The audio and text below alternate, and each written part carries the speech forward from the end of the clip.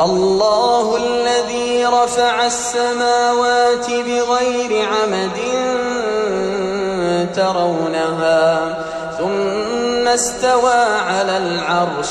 وسخر الشمس والقمر كل يجري لأجل مسمى يدبر الأمر يفصل الآيات لعلكم